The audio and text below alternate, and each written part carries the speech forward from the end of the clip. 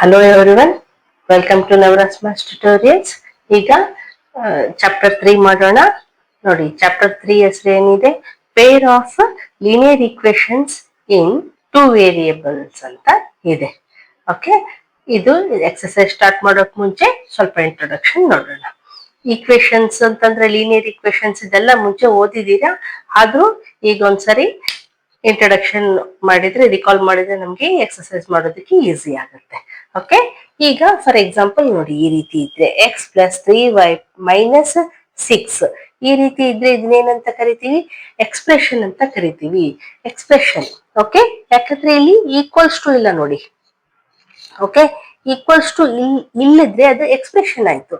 ಅದೇ ಈಗ ನೋಡಿ, ಈಕ್ವಲ್ಸ್ ಟು 0 ಈ ರೀತಿ ಇದ್ರೆ ಇದು ಈಕ್ವೇಶನ್ ಆಯ್ತು. ಈಕ್ವಲ್ಸ್ ಟು ಇರಬೇಕು, ಈಕ್ವಲ್ಸ್ ಟು ಇದ್ರೇನೆ ನಾವು ಅದನ್ನ ಈಕ್ವೇಶನ್ ಅಂತ ಕರಿತೀವಿ.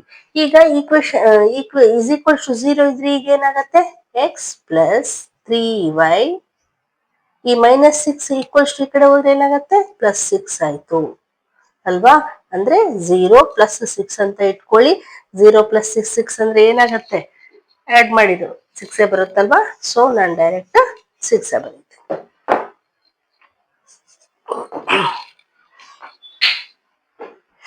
ಓಕೆ, ಈಗ ಈಕ್ವಲ್ಸ್ ಟು ಇದ್ರೆ ಇದು ಕೂಡ ಈಕ್ವೇಶನ್. ಒಟ್ಟು ಈಕ್ವಲ್ಸ್ ಟು ಇದ್ರೆ ಮಾತ್ರ ನಾವು ಈಕ್ವೇಶನ್ ಅಂತ ಕರಿತೀವಿ. ಅದು ಅಂಡರ್ಸ್ಟ್ಯಾಂಡ್ ಆಯ್ತಲ್ವಾ, ಈಕ್ವೇಶನ್ ಅಂದ್ರೆ ಏನು, ಎಕ್ಸ್ಪ್ರೆಷನ್ ಅಂದ್ರೆ ಏನು ಅಂತ. ಓಕೆ, ಈಕ್ವಲ್ಸ್ ಟು ಇಲ್ಲ, ಬರೀ ಇಷ್ಟೇ ಇದ್ರೆ ನಾವು ಅದನ್ನ ಎಕ್ಸ್ಪ್ರೆಷನ್ ಅಂತ ಕರಿತೀವಿ. ಈಗ ಈಕ್ವೇಶನ್ ಏನು ಅಂತ ಗೊತ್ತಾಯ್ತು. ಈಗ ಲೀನಿಯರ್ ಈಕ್ವೇಶನ್. ಲೀನಿಯರ್ ಈಕ್ವೇಶನ್ ಅಂದ್ರೆ ಏನು ಅಂದ್ರೆ ನೋಡಿ, ಪವರ್ ಏನಿದಾವಲ್ಲ ಇಲ್ಲಿ, ಇದು 1 ಇದೆ ನೋಡಿ. ಏನು ಇಲ್ಲ ಅಂದ್ರೆ 1 ಇದೆ ಅಂತ ಅರ್ಥ ಅಂತ ಅನ್ಕೋತೀವಲ್ವಾ. 1 ಇದ್ರೆ ಅಂದ್ರೆ ಇದಕ್ಕಿಂತ 2 ಇಲ್ಲ, 3 ಇಲ್ಲ, ಆ ತರ ಓನ್ಲಿ 1 ಇರತ್ತೆ ಅಂತದನ್ನ ಮಾತ್ರ ನಾವು ಲೀನಿಯರ್ ಈಕ್ವೇಶನ್ ಅಂತ ಓದ್ತೀವಿ. ಇದಕ್ಕೂ ಮುಂಚೆ ಲೆಸನ್ ನಲ್ಲಿ ಕೂಡ ನಾವು ಓದಿದ್ವಲ್ವಾ.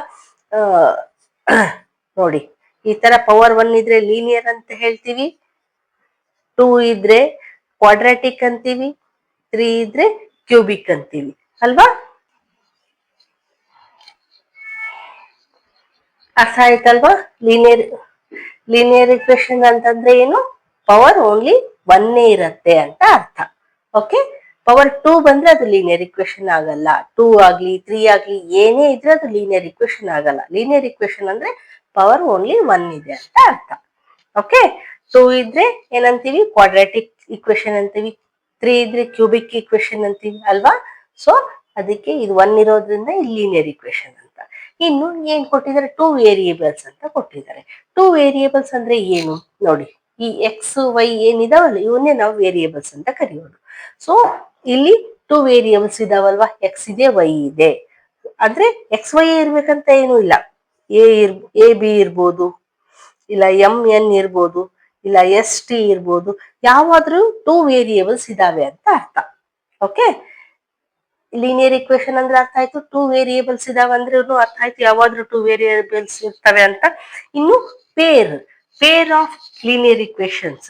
ಪೇರ್ ಆಫ್ ಲೀನಿಯರ್ ಈಕ್ವೇಶನ್ಸ್ ಅಂದ್ರೆ ಏನು ಅಂದ್ರೆ, ಪೇರ್ ಅಂದ್ರೆ 2 ಈಕ್ವೇಶನ್ಸ್. ಓಕೆ, ಯಾವ 2 ಯಾವ್ದಾದ್ರೂ ಇರ್ಬೋದು. 2x minus 3y is equals to 12 ಈ ರೀತಿ ಯಾವ್ದಾದ್ರೂ 2 ಈಕ್ವೇಶನ್ಸ್ ಅಂತ ಹೇಳಿದ್ರೆ ಅವನ್ನ ನಾವು ಪೇರ್ ಅಂತ ಕರಿತೀವಿ. ಸೊ ಅಂಡರ್ಸ್ಟ್ಯಾಂಡ್ ಆಯ್ತಾ. ಚಾಪ್ಟರ್ ಹೆಸರೇನು, peer of linear equation in 2 variables. Okay, ಇಲ್ಲಿ ಪೇರು ಇದಾವೆ. ಲೀನಿಯರ್ ಈಕ್ವೇಶನ್ ಅಂದ್ರೆ ಇಲ್ಲಿ ಕೂಡ ನೋಡ್ರಿ ಪವರ್ 1 ಇದೆ ಅಲ್ವಾ. 2 ಈಕ್ವೇಶನ್ ಅಲ್ಲೂ ಪವರ್ 1 ಇದೆ. ಇನ್ನು 2 ವೇರಿಯೇಬಲ್ಸ್ ಇದಾವೆ ನೋಡ್ರಿ, ಇಲ್ಲಿ ಎಕ್ಸ್ ವೈ ಇದೆ, ಇಲ್ಲೂ ಎಕ್ಸ್ ವೈ ಇದೆ. ಅಂಡರ್ಸ್ಟ್ಯಾಂಡ್ ಆಯ್ತಾ. Peer of linear equation in 2 variables ಅಂದ್ರೆ. ಈಗ ನೆಕ್ಸ್ಟ್ ಪಾರ್ಟ್ ನೋಡೋಣ.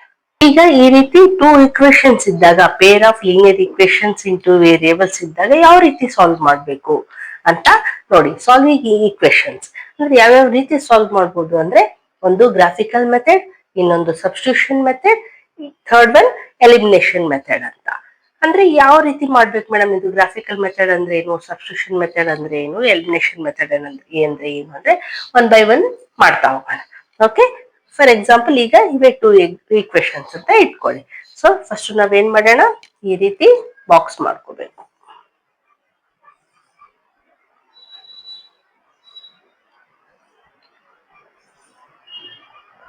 X Y.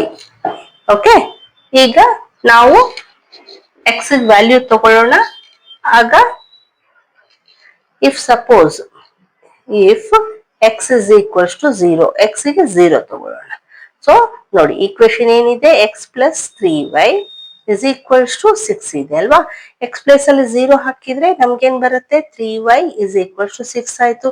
0 ಆಡ್ ಮಾಡಿದ್ರೆ ಏನು ಡಿಫ್ರೆನ್ಸ್ ಆಗಲ್ಲ. So 3y is equals to 6, y is equals to 6. ಈ 3 ಈಕ್ವಲ್ಸ್ ಟು ಈ ಕಡೆ ಬಂದ್ರೆ ಡಿವೈಡ್ ಆಯ್ತು. So 3 1 3 2. So y is equals to ಏನ್ ಬಂತು, 2 ಬಂತು ಅಲ್ವಾ. ಸೊ ಅದೇ ರೀತಿ ಈಗ ನಾವು y ಕೂಡ ತಗೋಬಹುದು value. Okay, if suppose y is equal to 0 ತಗೊಂಡಿದ್ದೀವಿ ಅಂತ ಇಟ್ಕೊಳ್ಳೋಣ. So y is equal to 0 ತಗೊಂಡಾಗ ಅದೇ equation same, x plus 3y is equals to 6. y plus ಅಲ್ಲಿ ನಾವು 0 ಪುಟ್ ಮಾಡೋಣ, is equals to 6. X plus 3 0s 0 ಬಂತು. ನೋಡಿ, ಎಕ್ಸ್ ಪ್ಲಸ್ 0 ಅಂದ್ರೆ ಎಕ್ಸ್ ಉಳಿಯುತ್ತೆ. So x is equals to 6 ಬಂತು. ಅಂದ್ರೆ ಎಕ್ಸ್ ಗೆ ಏನ್ ಬಂತು, ವ್ಯಾಲ್ಯೂ 6 ಬಂತು ಅಲ್ವಾ. ಈಗ ಅದೇ ರೀತಿ ಈ ಈಕ್ವೇಶನ್ ಕೂಡ ಮಾಡೋಣ. ಇಲ್ಲಿ ಪ್ಲೇಸ್ ಇಲ್ಲ, ಸೊ ಇದನ್ನ ರಬ್ ಮಾಡ್ತೀವಿ. ಈಗ ಈ ಈಕ್ವೇಶನ್ ಸಹ ಈ ರೀತಿ ಬಾಕ್ಸ್ ಮಾಡ್ಕೋಬೇಕು. ನೋಡಿ, ಎಕ್ಸ್ ವೈ. ಇಲ್ಲಿ ಕೂಡ ಅಷ್ಟೇ, ಎಕ್ಸ್ ಗೆ ನಾವು ಫಸ್ಟ್ 0 ತಗೊಳ್ಳೋಣ.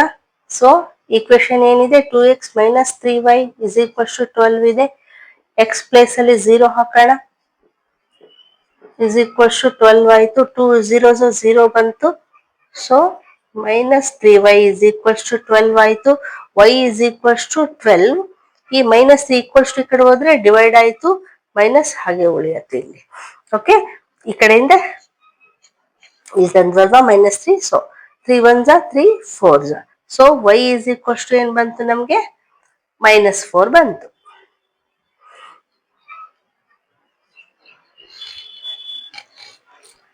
ಈಗ ಇಲ್ಲಿ ಕೂಡ y ಗೆ 0 ತಗೊಳ್ಳೋಣ. ಓಕೆ, ಇಲ್ಲಿ ಪ್ಲೇಸ್ ಇಲ್ಲ, ಸೊ ನಾನು ರಬ್ ಮಾಡ್ತೀನಿ.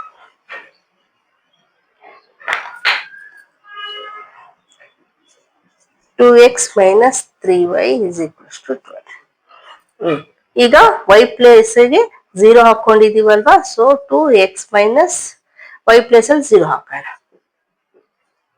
So 2x 3 0s 0 is equals to 12.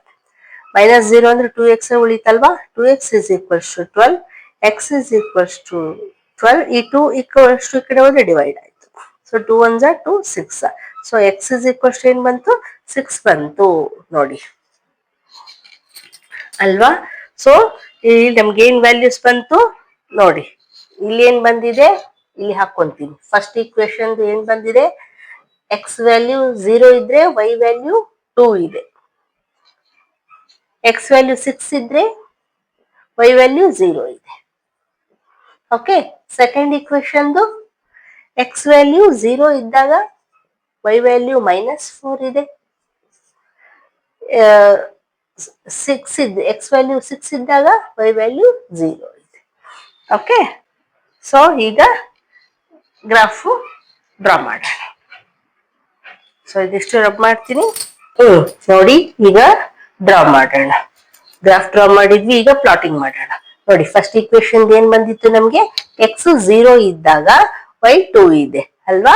So X 0 ಅಂತಂದ್ರೆ ಇದೆ ಲೈನ್. ಓಕೆ, ಈ ಲೆಫ್ಟ್ ಸೈಡ್ ಹೋದ್ರೆ ಮೈನಸ್ ಆಗತ್ತೆ, ರೈಟ್ ಸೈಡ್ ಹೋದ್ರೆ ಪ್ಲಸ್ ಆಗತ್ತೆ. ಸೊ 0 ಇದೆ, ಇಲ್ಲೇ ಪಾಯಿಂಟ್. y 2 ಇದೆ, y ಪಾಸಿಟಿವ್ 2 +2 ಅಂತಂದ್ರೆ ಮೇಲೆ ಹೋಗ್ಬೇಕು. ಈ ಪಾಯಿಂಟ್ ಆಯ್ತು. ಓಕೆ, ಇನ್ನು ನೋಡಿ second equation, sorry first equation ಏನಿದೆ, ಇನ್ನೊಂದು ವ್ಯಾಲ್ಯೂ 6, ಎಕ್ಸ್ 6 ಇದ್ದಾಗ +6 ಅಂದ್ರೆ ಇಲ್ಲಿದೆ ನೋಡಿ.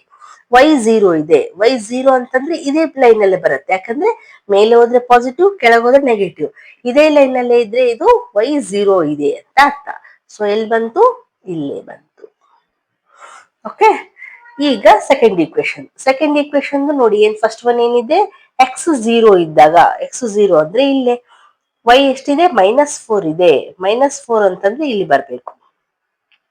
ಎಕ್ಸ್ ರೈಟ್ ಸೈಡ್ ಹೋದ್ರೆ ಪ್ಲಸ್ ಆಗತ್ತೆ, ಲೆಫ್ಟ್ ಸೈಡ್ ಹೋದ್ರೆ ಮೈನಸ್ ಆಗತ್ತಲ್ವಾ. ಸೊ 0 ಅಂದ್ರೆ ಇದೇ ಲೈನ್ ಅಲ್ಲೇ ಇರುತ್ತೆ. ಸೊ -4 ಅಂದ್ರೆ ಇಲ್ಲೇ ಬರುತ್ತೆ, y -4. ಇನ್ನೊಂದು ವ್ಯಾಲ್ಯೂ ಏನಿದೆ, ಎಕ್ಸ್ 6 ಇದ್ದಾಗ, ಪಾಸಿಟಿವ್ 6 ಇದ್ದಾಗ y0 ಅಂತಂದ್ರೆ ಇಲ್ಲೇ ಬಂತು ಎಕ್ಸ್ ಆಕ್ಸಿಸ್ ಮೇಲೆ, ಯಾಕಂದ್ರೆ ಮೇಲೂ ಇಲ್ಲ ಕೆಳಗೂ ಇಲ್ಲ, ಎಕ್ಸ್ ಬಂದು 6 ಇದೆ. ಸೊ ಸೇಮ್ ಪಾಯಿಂಟ್ ಬಂತು. ಸೊ ನಾವೇನ್ ಮಾಡೋಣ, ಈಗ ಒಂದು ಲೈನ್ ಡ್ರಾ ಮಾಡೋಣ. ಆಕ್ಚುಲಿ ನಾವು ಫಸ್ಟ್ ಟೈಮ್ ಮಾಡ್ಬೇಕಾಗಿತ್ತು ಈ ರೀತಿ. ಓಕೆ, ಮಾಡೋಣ.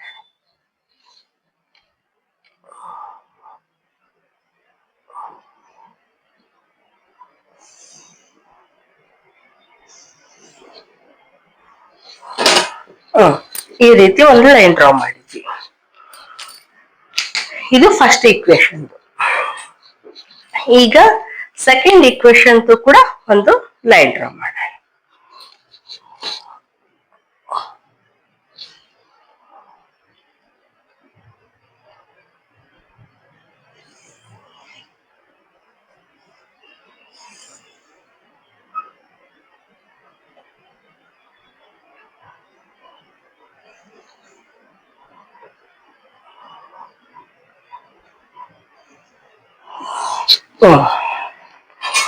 ನೋಡ್ರಿ, ಇಲ್ಲಿ 6 0 ಅಂದಾಗ ಸೇಮ್ ಪಾಯಿಂಟ್ ಬಂದಿತ್ತಲ್ವಾ. ಈ ಲೈನ್, ಟೂ ಲೈನ್ಸ್ ಏನಿದಾವಲ್ವಾ, ಇಂಟರ್ಸೆಕ್ಟ್ ಆಗೋದು ಕೂಡ ಸೇಮ್ ಪಾಯಿಂಟೇ ಆಯ್ತು. ನೋಡಿ, ಈ red line second equation, blue line first equation. ಎರಡೂ ಲೈನ್ಸ್ ಎಲ್ಲಿ ಮೀಟ್ ಆಗ್ತವೆ ಹೇಳ್ರಿ, ಅದೇ ಪಾಯಿಂಟ್ ಏನಿದೆ ಅಲ್ಲ, ಆ ಪಾಯಿಂಟೇ ನಮ್ ಸೊಲ್ಯೂಷನ್. ಆದ್ರೆ ಅದ್ ಏನ್ ಬಂತು ಅಂತಂದ್ರೆ ಇದೇ ಬಂತಲ್ವಾ.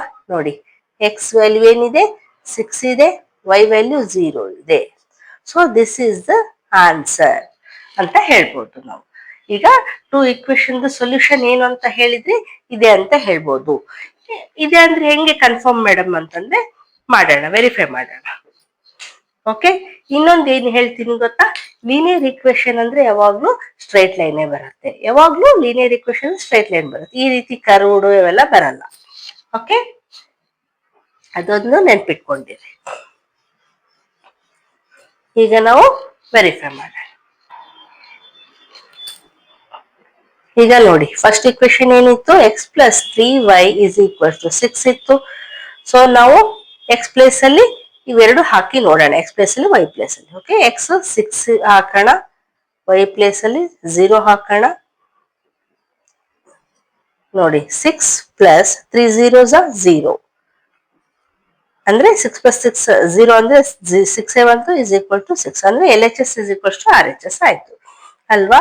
ಅದೇ ರೀತಿ ಇನ್ನೊಂದು ಈಕ್ವೇಶನ್ ಇಲ್ಲೇ ಸೈಡ್ ಅಲ್ಲೇ ಮಾಡಿದ್ದಾಗಿತ್ತಲ್ವಾ, ಮತ್ತೆ ರಬ್ ಮಾಡ್ಬೇಕು.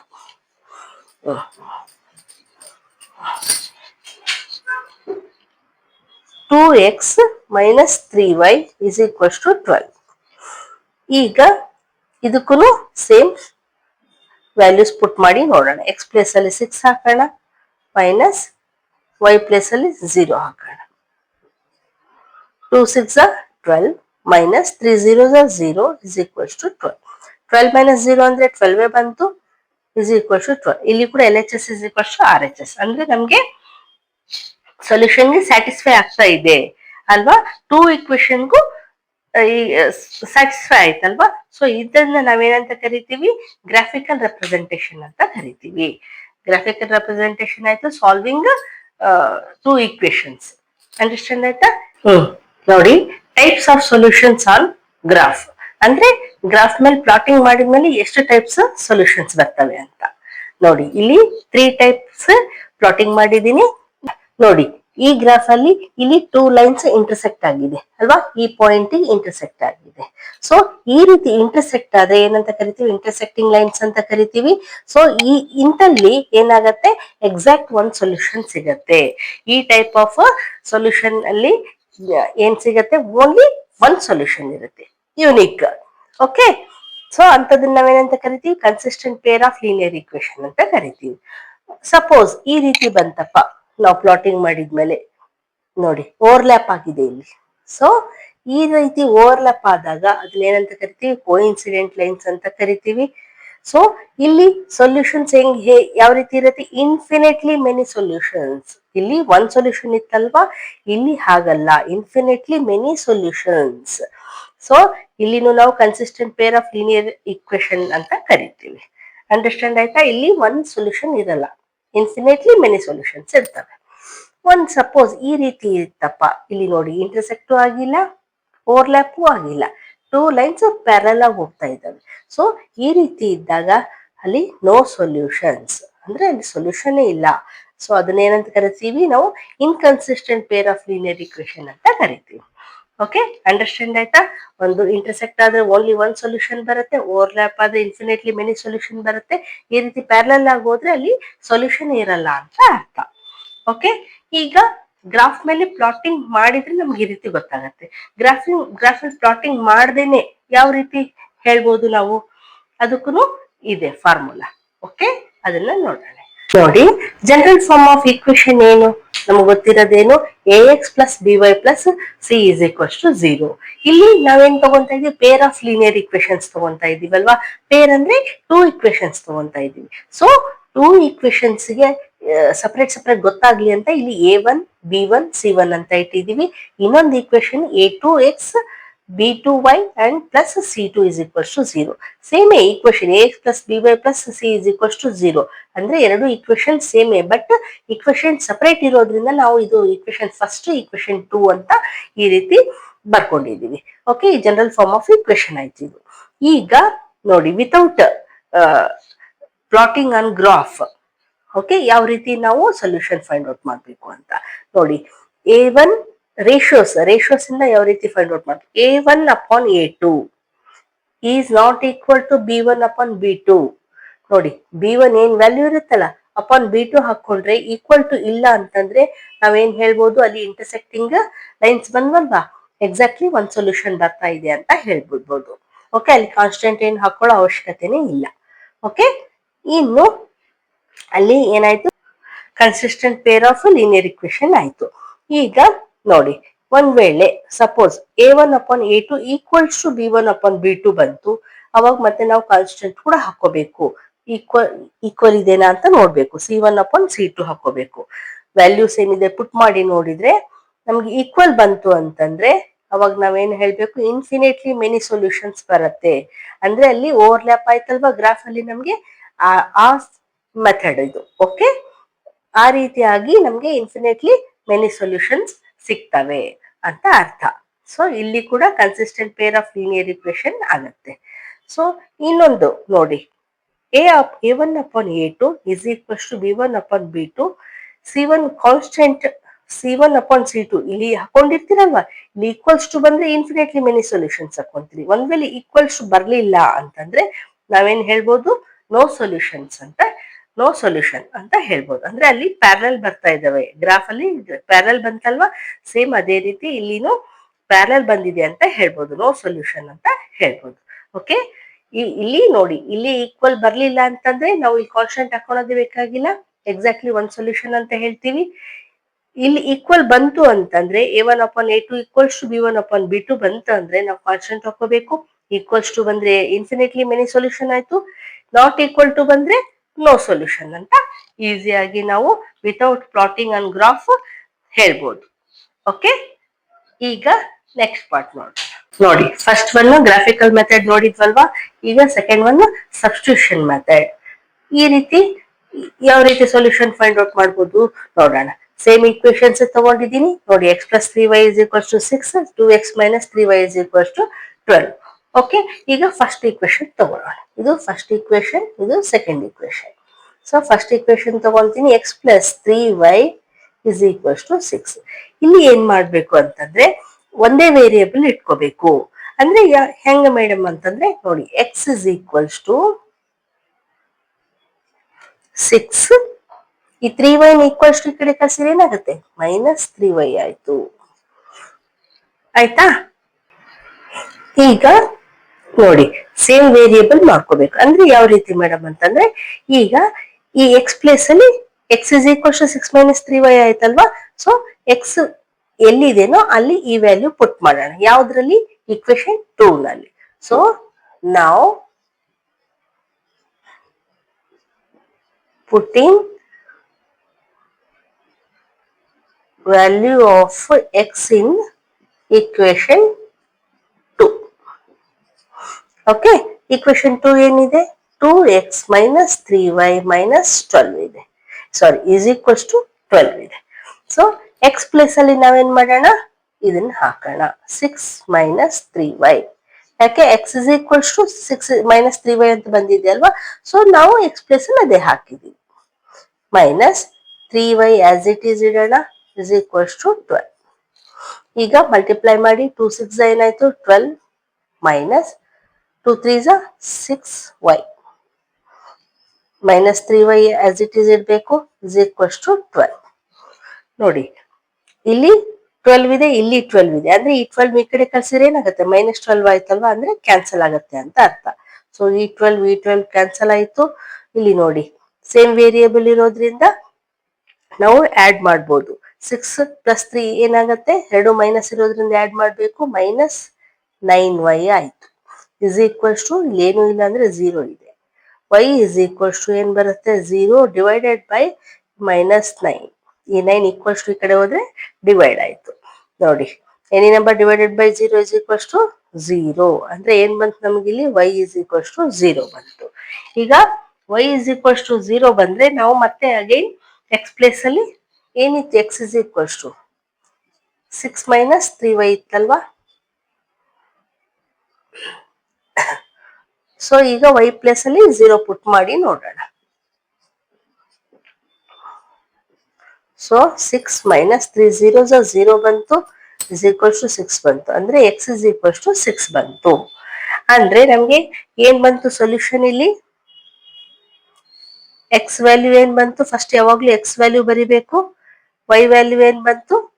0 ಬಂತು ಅಲ್ವಾ? ನಮಗೂ ಅದರಲ್ಲಿ ಸೊಲ್ಯೂಷನ್ ಇದೆ ಅಲ್ವಾ ಬಂದಿದ್ದು? 6 0 ಬಂತಲ್ವಾ ಸೊಲ್ಯೂಷನ್? ಸೊ ಇದ್ರಲ್ಲೂ ಕೂಡ ಅದೇ ಬರುತ್ತೆ. ಈ ರೀತಿ ಸಬ್ಸ್ಟಿಟ್ಯೂಷನ್ ಮೆಥಡ್ ಅಂತಾರೆ. ಅಂದ್ರೆ ಸಬ್ಸ್ಟಿಟ್ಯೂಟ್ ಮಾಡೋದು, ಒಂದೇ ವ್ಯಾಲ್ಯೂ ಇಟ್ಕೊಳ್ಳೋದು, ಅದನ್ನ ಸಬ್ಸ್ಟಿಟ್ಯೂಟ್ ಮಾಡೋದು. ಸೊ ಇದನ್ನ ಸಬ್ಸ್ಟಿಟ್ಯೂಷನ್ ಮೆಥಡ್ ಅಂತ ಕರಿತೀವಿ. ಈಗ ನೆಕ್ಸ್ಟ್ ಮೆಥಡ್ ಯಾವುದು ಅಂತ ನೋಡೋಣ. ನೋಡಿ, ಥರ್ಡ್ ಒನ್ ಎಲಿಮಿನೇಷನ್ ಮೆಥಡ್ ಅಂತ ಕರಿತೀವಿ. ಎಲಿಮಿನೇಷನ್ ಮೆಥಡ್ ಅಂದ್ರೆ ಏನು? ಎಲಿಮಿನೇಷನ್ ಅಂದ್ರೆ ಏನು? ಒಂದನ್ನೇ ಎಲಿಮಿನೇಟ್ ಮಾಡ್ಕೊಂತ ಹೋಗೋದು ಅಲ್ವಾ? ಎಲಿಮಿನೇಟ್ ಮಾಡೋದು ಅಂದ್ರೆ ಅದನ್ನ ತೆಗಿಯೋದು ಅಂತ ಅರ್ಥ. ಸೊ ಏನ್ ಎಲಿಮಿನೇಟ್ ಮಾಡ್ಬೇಕು ಅಂತ ನೋಡೋಣ. ನೋಡಿ, ಇಲ್ಲಿ ಫಾರ್ ಎಕ್ಸಾಂಪಲ್ 2 ಈಕ್ವೇಶನ್ಸ್ ಈ ರೀತಿ ತಗೊಂಡಿದ್ದೀನಿ. ಈಗ ತಗೊಂಡಾಗ ನಾವು ಇದ್ರಲ್ಲಿ ಏನ್ ಮಾಡ್ಬೇಕು ಅಂದ್ರೆ, ಕೊಯಿಫಿಷಿಯಂಟ್ ಆಫ್ ಎಕ್ಸ್ ಇಲ್ಲಿ ಏನಿದೆ? 3 ಇದೆ. ಇಲ್ಲಿ ಏನಿದೆ? ಕೊಯಿಫಿಷಿಯಂಟ್ ಆಫ್ ಎಕ್ಸ್ 2 ಇದೆ. ಈ ರೀತಿ ಡಿಫ್ರೆಂಟ್ ಇರಬಾರ್ದು, ಸೇಮ್ ಮಾಡ್ಕೋಬೇಕು. ಯಾವ ರೀತಿ ಸೇಮ್ ಮಾಡ್ಕೋಬೇಕು ಮೇಡಮ್ ಅಂತಂದ್ರೆ, ಇಲ್ಲಿ ನೋಡಿ, ಇಲ್ಲಿ 3 ಇದೆ, ಇಲ್ಲಿ 2 ಇದೆ. ಏನಾಗತ್ತೆ? 3 2 LCM ತಗೋಬೇಕು. 3 2 LCM ತಗೊಂಡ್ರೆ ಏನ್ ಬರುತ್ತೆ? 6 ಬರುತ್ತೆ. ಸೊ ಏನ್ ಮಾಡ್ಬೇಕು? ನಾವು ಮಲ್ಟಿಪ್ಲೈ ಮಾಡ್ಬೇಕು. LCM ಏನ್ ಬರುತ್ತಲ್ಲ, ಫಸ್ಟ್ LCM ತಗೊಳ್ರಿ. ಅಂಡರ್ಸ್ಟ್ಯಾಂಡ್ ಆಗಿಲ್ಲ ಅಂದ್ರೆ ನೋಡಿ, 3 ಹಾಗೆ ಇಡಿ, 2 1 2 ಆಯ್ತು. ಈಗ 3 1 3 ಬಂತು, 2 3 6 ಬಂತು. ಸೊ 6 LCM ಬಂದ್ರೆ ನಾವು 6 ಬರೋ ರೀತಿ ಮಲ್ಟಿಪ್ಲೈ ಮಾಡ್ಬೇಕು ಈಕ್ವೇಶನ್. ನೋಡಿ, ಇದಕ್ಕೆ 6 ಬರ್ಬೇಕಂದ್ರೆ ಯಾವ ಟೇಬಲ್ ಅಲ್ಲಿ ಮಲ್ಟಿಪ್ಲೈ ಮಾಡ್ಬೇಕು? 2 ಇಂದ ಮಲ್ಟಿಪ್ಲೈ. ಇಲ್ಲಿ ಕೊಯಿಫಿಷಿಯಂಟ್ ಆಫ್ ಎಕ್ಸ್ 2 ಇದೆ, ಇಲ್ಲಿ 6 ಬರ್ಬೇಕಂದ್ರೆ ಏನ್ ಮಾಡ್ಬೇಕು? 3 ಇಂದ ಮಲ್ಟಿಪ್ಲೈ ಮಾಡ್ಬೇಕು. Okay,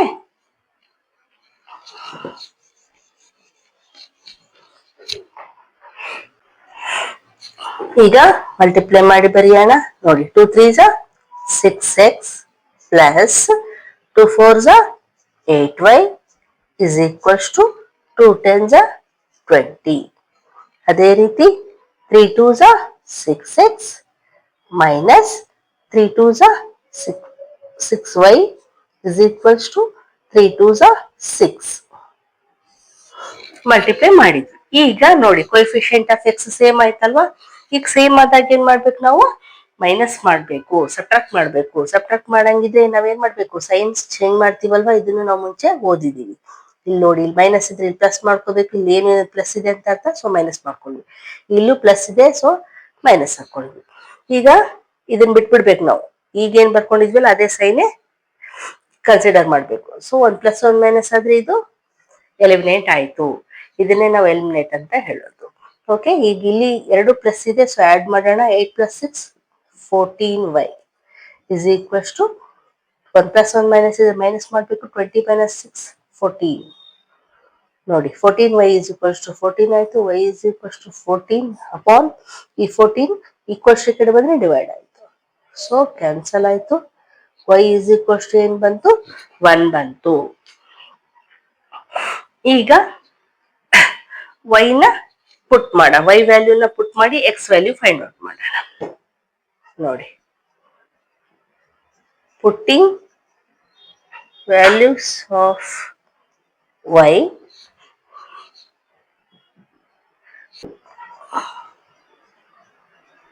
in equation 1. Okay, 3x + 4y is equals to 10 ಇದೆ ಅಲ್ವಾ? ಸೊ ನಾವು y ಪ್ಲೇಸ್ ಅಲ್ಲಿ 1 ಪುಟ್ ಮಾಡೋಣ. 3x + 4 into y ಪ್ಲೇಸ್ ಅಲ್ಲಿ 1 ಹಾಕಿದ್ವಿ is equals to 10. 3x + 4 1 4 is equals to 10. 3x is equals to 10. ಈ 4 ನ ಈಕ್ವಲ್ಸ್ ಈ ಕಡೆ ಕಳಿಸಿದ್ರೆ ಮೈನಸ್ ಆಯ್ತು. 10 - 4 is equal to 6 ಆಯ್ತು. So 3x is equals to 6. x is equals to 6. ಈ 3 ಈಕ್ವಲ್ಸ್ ಈ ಕಡೆ ಬಂದ್ರೆ ಡಿವೈಡ್ ಆಯ್ತು. 3 1 3 2 so x is equals to ಏನ್ ಬಂತು? 2 ಬಂತು ಅಲ್ವಾ? ಸೊ ನಮ್ಗೇನ್ ಸೊಲ್ಯೂಷನ್ ಏನ್ ಬಂತು? ಫಸ್ಟ್ x ವ್ಯಾಲ್ಯೂ ಹಾಕೋಬೇಕು, 2 ಬಂತು. y ವ್ಯಾಲ್ಯೂ 1 ಬಂತು. This is the answer. ಈ ರೀತಿ ಮಾಡಿದ್ರೆ ಇದನ್ನ ಎಲಿಮಿನೇಷನ್ ಮೆಥಡ್ ಅಂತ ಕರಿತೀವಿ. ಅಂಡರ್ಸ್ಟ್ಯಾಂಡ್ ಆಯ್ತಾ? ಯಾವ ರೀತಿ ಸೊಲ್ಯೂಷನ್ ಫೈಂಡ್ ಔಟ್ ಮಾಡಬೇಕು ಅಂತ. ಒಂದು ಗ್ರಾಫಿಕಲ್ ಮೆಥಡ್, ಇನ್ನೊಂದು ಸಬ್ಸ್ಟಿಟ್ಯೂಷನ್ ಮೆಥಡ್, ಇನ್ನೊಂದು ಎಲಿಮಿನೇಷನ್ ಮೆಥಡ್.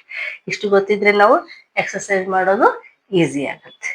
ಓಕೆ, ಈಗ ನೆಕ್ಸ್ಟ್ ಮಾಡಿ.